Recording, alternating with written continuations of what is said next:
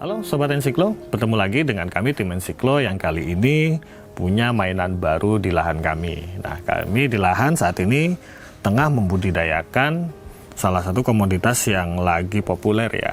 Ini yang biasa dikenal dengan porang. Dulu biasanya porang ini tidak banyak dibedakan dengan beberapa tanaman sejenis, misalnya suwek, iles-iles, dan lainnya. Tapi sekarang dengan budidaya yang intensif, porang mulai diperhatikan orang dan kemudian dibedakan dengan yang lainnya. Nah, salah satu hal yang penting dalam budidaya porang itu adalah seleksi bibit. Baik bibit dari umbi maupun dari, ini orang menyebutnya spora ya, kalau kami menyebutnya sebagai biji bunga, maupun bibit dari biji kata. Nah, ini bibit dari biji kata.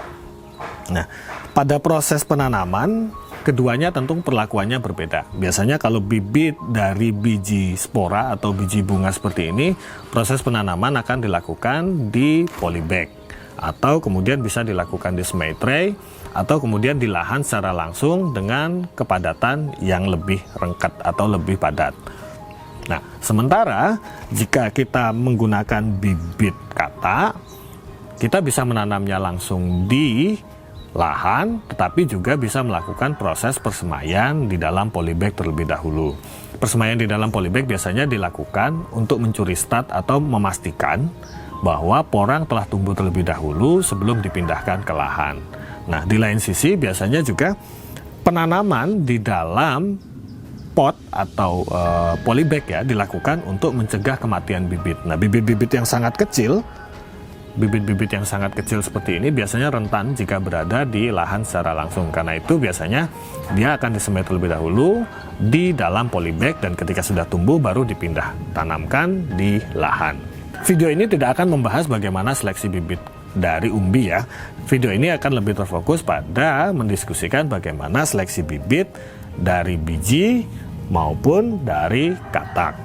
Secara umum, proses seleksinya tidak akan jauh berbeda.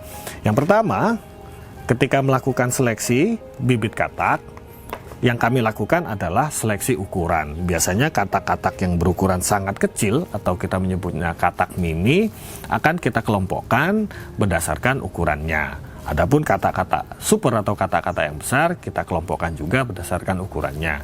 Dengan demikian, kita bisa memisahkan perlakuan baik persiapan tanam maupun saat menanam langsung di lahan. Teman-teman, ketika menyiapkan proses persemaian ini di lahan maupun di polybag, sebaiknya memang seleksi kita lakukan. Seleksi ini kita lakukan untuk mencegah kematian atau nanti kerepotan untuk melakukan penyulaman jika 1-2 bibit tidak tumbuh ketika kita langsung tanam di lahan. Nah, begitupun proses seleksi yang kita lakukan untuk biji, kita lakukan untuk memastikan bahwasanya yang terseleksi atau yang kita tanam atau kita perlakukan untuk tanam betul-betul bibit yang punya kemungkinan besar akan tumbuh. Sehingga kita tidak membuang sumber daya, waktu, dan lain-lainnya untuk memaksakan tanaman yang tidak tumbuh untuk disemai. Selain proses seleksi ukuran, teman-teman, biasanya kita melakukan seleksi kualitas bibit. Secara visual memang kita seringkali memisahkan 1-2, misalnya ini bibit yang rusak. Kita pisahkan sehingga kemudian tidak kita ikut sertakan dalam proses penanaman. Tapi kemudian ketika kita menanam, perlu diketahui juga ada beberapa bibit yang tampak sehat namun sebenarnya tidak sepenuhnya sama atau tidak sepenuhnya sehat, sehingga kalau kita paksakan untuk kita tetap letakkan di lahan, kemungkinan besar untuk tidak tumbuh cukup besar. Proses seleksi kedua, selain tadi ya memilah yang rusak pertama dan kemudian ukuran, kita melakukan seleksi kedua sekaligus dengan pemberian zat pengatur tumbuh pada calon bibit kita. Proses seleksi ini kita lakukan dibantu dengan air yang sudah kita campurkan dengan bawang merah dan bawang putih. Tentu saja bawang merah dan putihnya sudah kita blender terlebih dahulu. Selanjutnya, bibit ini baik katak maupun bibit biji kita masukkan ke dalam air dan kemudian kita aduk sekitar 1 menit. Biasanya bibit-bibit yang rusak akan mengapung atau berada di permukaan air. Nah, jika kita bicara bibit katak, maka ada 2 tipe bibit yang kemungkinan besar akan mengapung. Yang pertama adalah bibit yang benar-benar rusak. Ini yang benar-benar rusak. Atau yang kedua, bibit yang bertunas atau masih hidup namun memiliki massa jenis lebih ringan daripada bibit yang lainnya. Biasanya bibit pada kondisi ini sudah kehilangan kandungan air di dalamnya. Sehingga kalau kita paksakan berada di lahan secara langsung, terutama lahan kering, ada kemungkinan juga bibit tersebut akan mati. Treatment terbaik untuk bibit-bibit yang mengapung ini, meskipun ukuran kataknya besar katakanlah, adalah dengan meletakkannya terlebih dahulu atau merawatnya terlebih dahulu di dalam polybag. Saya biasanya masih memperlakukan lagi bibit-bibit yang mengapung untuk mencoba menanam.